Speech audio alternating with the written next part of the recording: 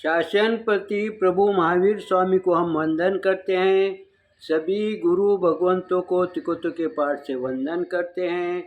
श्रद्धावान भाई और बहनों, आपके अंदर विराजित आत्मा को माजलगांव से सुभाष कोठारी का सादर प्रणाम, सादर जय जिनेन्द्र।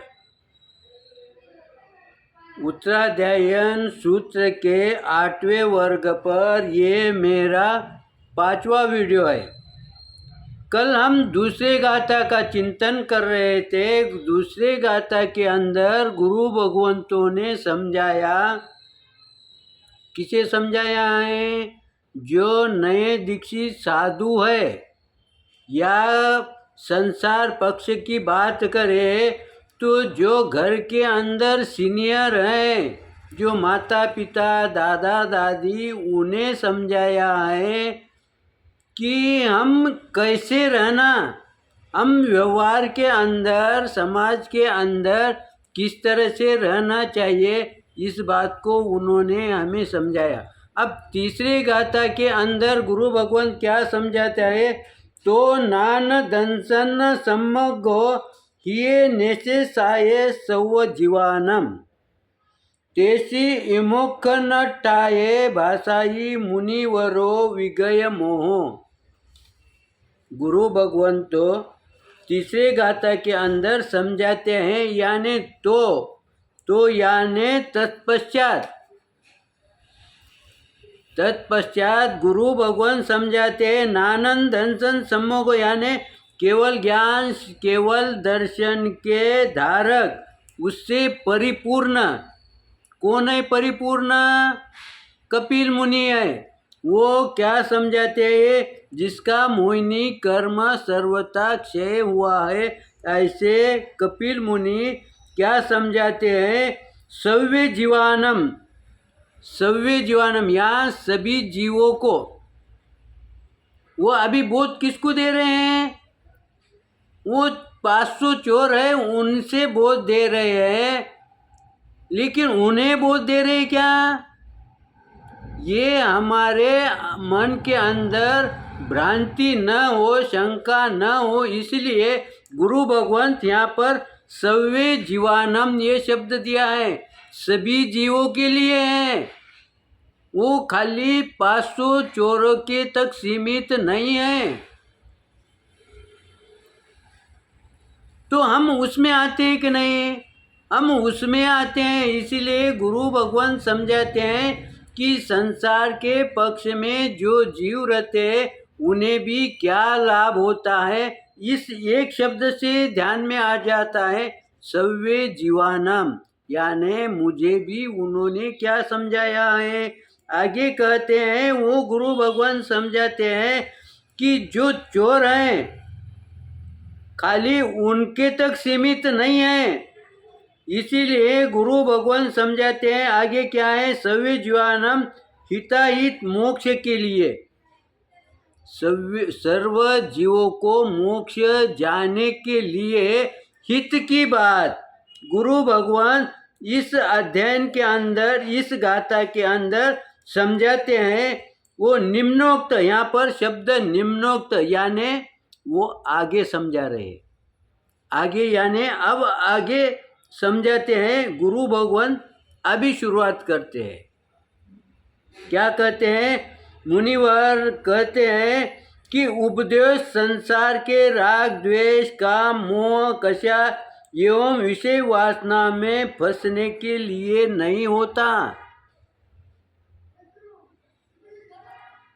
किसका विषय बोले तो हम जो सुनते हैं गुरुवाणी, जो केवली मुनि समझाते हैं या हमारे उच्च कोटि के गुरु भगवंत वो समझाते हैं, वो काय के लिए समझाते हैं? हमारा मोक्ष मार्ग प्रशस्त करने के लिए, हमारा राग द्वेष घटाने के लिए, काम मोह कषाय कम करने के लिए।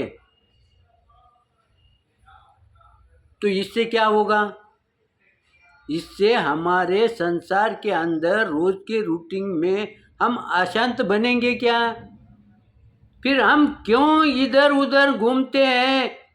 जब हम घर से परिवार में अशांत बन जाते हैं, अस्थिर बन जाते हैं, तब हम दूसरे संतों के तरफ या कोई ज्योतिष देखने वाला है उसकी तरफ जाते हैं।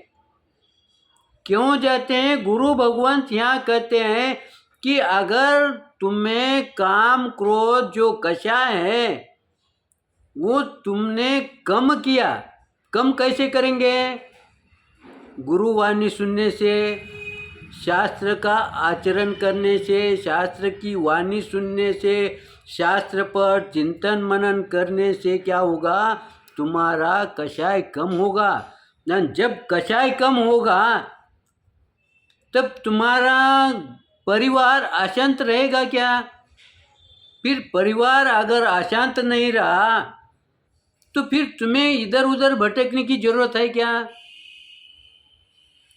जो हमें हमारे पास ही है पड़ा है, लेकिन हम उसे नहीं देखते हुए हम बाहर ढूंढते हैं। बाहर वाली राह देगा क्या? सही सलाह देगा क्या? आज कोई समस्या आती है, हम क्या कहते हैं? परिवार वाले से सलाह नहीं लेते, क्योंकि हमारा उनसे कहीं कलह हुए वाला है, मन मुटा हुआ है, इसलिए हम उनसे सलाह नहीं लेते हैं। लेकिन गुरु भगवंत कहते हैं बाहर वाला आपको उचित सलाह देगा ही, ये कोई कह नहीं सकते। लेकिन परिवार वाला अगर आपसे मन मुटाव हुआ भी होगा तो भी वो आपको सही सलाह देगा, सही दिशा देगा। इसीलिए गुरु भगवंतों ने इस गाथा के माध्यम से हमारे परिवार के अंदर जो भाई बहन माता पिता रहते हैं उनकी बात सुनो। जब हम परिवार वाले की कोई सगे संबंधी की बात सुनते हैं तो वो गलत राह नहीं देगा।